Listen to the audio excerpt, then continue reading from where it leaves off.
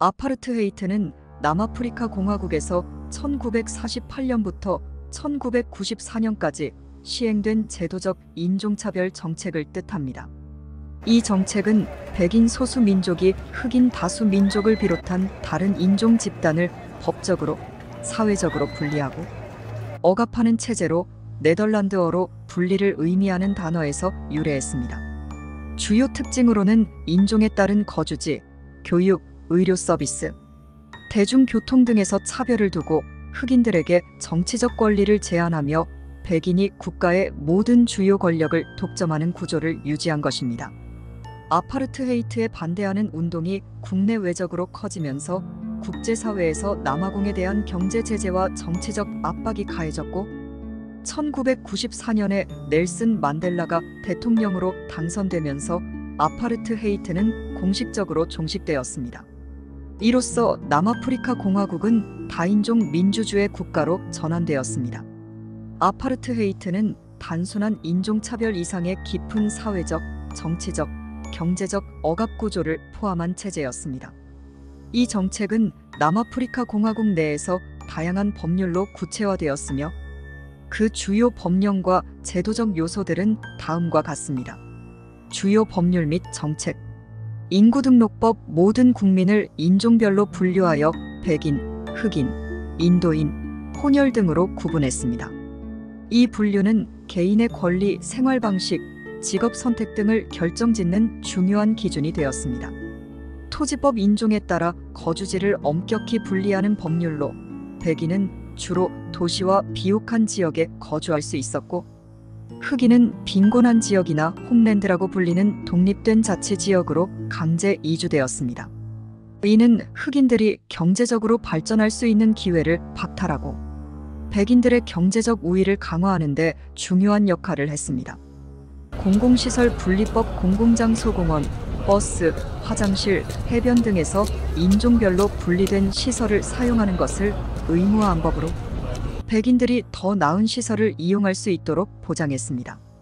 노동법 흑인 교육을 제한하고 저급한 교육을 제공하여 그들이 단순 노동 이상의 역할을 하지 못하도록 했습니다.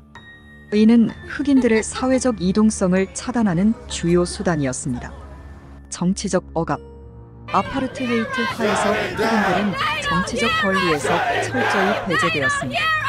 흑인들은 투표권이 없었고 의회에 진출할 수 있는 권리도 없었으며 사회적 목소리를 낼 수 있는 장치들이 없었습니다. 저항과 반아파르트헤이트 운동. 남아프리카 공화국 내외에서 아파르트헤이트에 대한 강력한 저항 운동이 일어났습니다. 아프리카 민족회의가 대표적인 반아파르트헤이트 운동 조직으로 활동하였으며 넬슨 만델라를 중심으로 다양한 비폭력 및 무장투쟁을 벌였습니다. 1980년대에는 남아프리카 공화국 내부에서 대규모 항해 시위와 폭동이 발생했고 국제사회도 남아공에 대한 경제적, 외교적 제재를 강화했습니다. 미국, 유럽 등에서 남아공의 제품 수입을 중단하거나 투자 철수를 촉구하는 캠페인이 벌어졌습니다. 아파르트헤이트의 종식. 1990년대 초반 남아프리카 공화국의 경제 위기와 국제사회의 강력한 제재 속에서 남아공 정부는 점차 아파르트헤이트 정책을 완화하게 되었습니다. 1990년 넬슨 만델라가 석방된 후 백인 정부와 ANC 간의 협상이 진행되었으며 1994년 남아프리카 공화국은 첫 다인종 선거를 실시하여 만델라가 대통령으로 당선되었습니다. 이로써 약 50년간 지속된 아파르트헤이트는 공식적으로 종식되었습니다. 아파르트헤이트의 유산. 아파르트헤이트는 남아프리카 공화국에 깊은 상처를 남겼습니다. 인종 간의 불평등은 정책이 폐지된 후에도 오랜 기간 동안 경제적, 사회적 불균형으로 이어졌으며 오늘날까지 그 여파는 남아 있습니다. 남아공은 이후 진실과 화해위원회를 통해 아파르트헤이트 시기 동안 벌어진 인권 침해를 조사하고 화해를 촉진하려는 노력을 기울였습니다. 아파르트헤이트는 전 세계적으로 인종차별의 상징적인 사례로 남아있으며 인권과 평등을 위한 투쟁에서 중요한 교훈을 제공합니다. 아파르트헤이트의 역사와 결과에 대해 더 깊이 알아보면 이 체제가 남아프리카 공화국뿐 아니라 국제사회에도 미친 영향은 매우 복잡하고 폭넓습니다. 이 제도의 근간이었던 인종차별과 억압, 그리고 그 이후의 변화에 대해 몇 가지 추가적인 측면을 다룰 수 있습니다. 국제사회의 대응. 아파르트헤이트 체제는 단순히 남아프리카 공화국 내에서만 논란이 된 것이 아니라 전 세계적으로도 강한 비난과 저항을 불러일으켰습니다. 국제제재 1960년대 이후 UN은 남아프리카 공화국에 대해 여러 차례의 결의를 통해 아파르트헤이트 체제를 비판했습니다. 특히 1973년 UN 총회는 아파르트헤이트를 인류에 대한 범죄로 규정하고 이를 반인륜적 범죄로 규탄했습니다. 1985년부터는 미국, 영국, 캐나다, 유럽 국가들이 경제적 제재에 동참하면서 남아공에 대한 금융, 무역 제한을 가했습니다. 이러한 제재는 남아공의 경제를 압박하고 백인 정부가 정책을 완화하도록 하는 데 중요한 역할을 했습니다. 스포츠 제재 국제사회는 남아프리카 공화국을 스포츠 무대에서도 고립시켰습니다. 남아공은 올림픽을 비롯해 여러 국제 스포츠 대회에서 퇴출되었으며 특히 축구, 럭비, 크리켓과 같은 주요 종목에서 남아공 팀이 배제되었습니다. 이는 스포츠가 매우 중요한 사회적 요소였던 남아공에서 큰 사회적 압력을 가했습니다. 문화적 보이콧 문화예술계에서도 남아프리카 공화국에 대한 보이콧 운동이 활발히 전개되었습니다. 세계적인 예술가, 음악가들이 남아공에서 공연을 거부하거나 아파르트헤이트에 반대하는 메시지를 담은 작품을 발표했으며 남아공 내에서도 많은 예술가들이 체제에 저항하는 활동을 펼쳤습니다. 남아공 내 저항과 투쟁의 진화. 아파르트헤이트 반대 운동은 시간이 지나면서 더욱 조직적이고 강력한 저항으로 발전했습니다. 샤프빌 학살 아파르트헤이트 체제에 대한 흑인 대중의 저항은 1960년 샤프빌 학살로 절정에 달했습니다.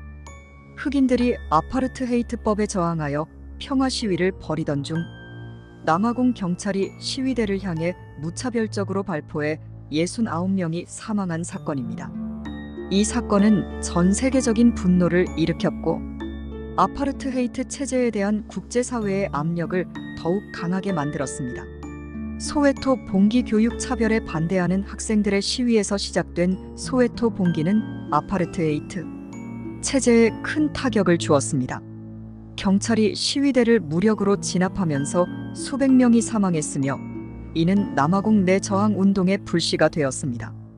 이 사건은 젊은 세대가 반아파르트헤이트 운동에 적극적으로 가담하게 만드는 중요한 계기가 되었습니다.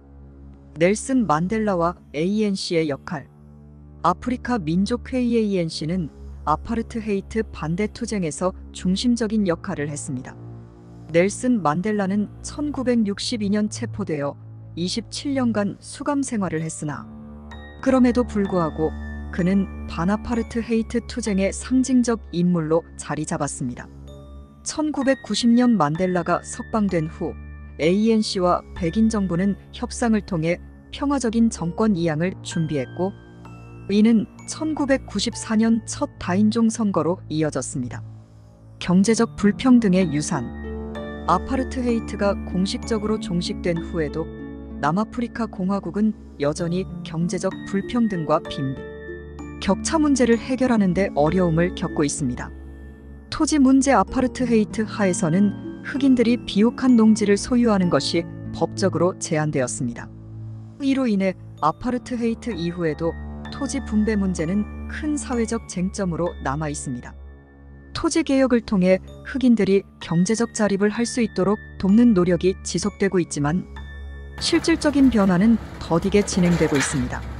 교육과 고용. 아파르트헤이트 시기에 차별받은 흑인들은 교육 기회에서 배제되었으며 이는 고용 기회 부족으로 이어졌습니다. 오늘날에도 흑인과 백인 간의 교육 수준, 실업률 격차는 큰 문제로 남아 있으며 경제적 불평등을 해결하기 위한 장기적인 정책들이 필요합니다. 남아공 정부는 경제적 불균형을 해소하기 위해 BEE 정책을 도입했습니다. 이 정책은 기업들이 흑인을 포함한 다른 인종 그룹을 경영에 참여시키고 사회적 책임을 다하도록 장려하는 것입니다. 그러나 이 정책도 일부에서는 부패와 권력 남용 문제로 비판받고 있습니다. 진실과 화해위원회 TRC. 아파르트헤이트 종식 이후 남아공은 사회적 치유와 화해를 위해 진실과 화해위원회를 설립했습니다. TRC는 아파르트헤이트 시기 동안 발생한 인권 침해와 범죄를 조사하고 가해자들이 자발적으로 진실을 고백할 경우 사면을 제공하는 방식으로 운영되었습니다.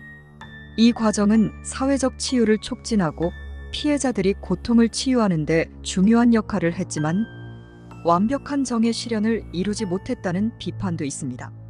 결론. 아파르트헤이트는 남아프리카 공화국의 역사를 넘어 전 세계적인 인종차별과 억압의 상징으로 남아있습니다. 그 유산은 여전히 현재에도 영향을 미치고 있으며 남아공은 이와 관련된 사회적, 경제적 불평등 문제를 해결하기 위해 지속적인 노력을 기울이고 있습니다. 아파르트헤이트에 대한 투쟁과 승리는 인종평등과 인권을 위한 전 세계적인 노력에 중요한 영감을 주었으며 오늘날에도 다양한 사회운동의 토대가 되고 있습니다.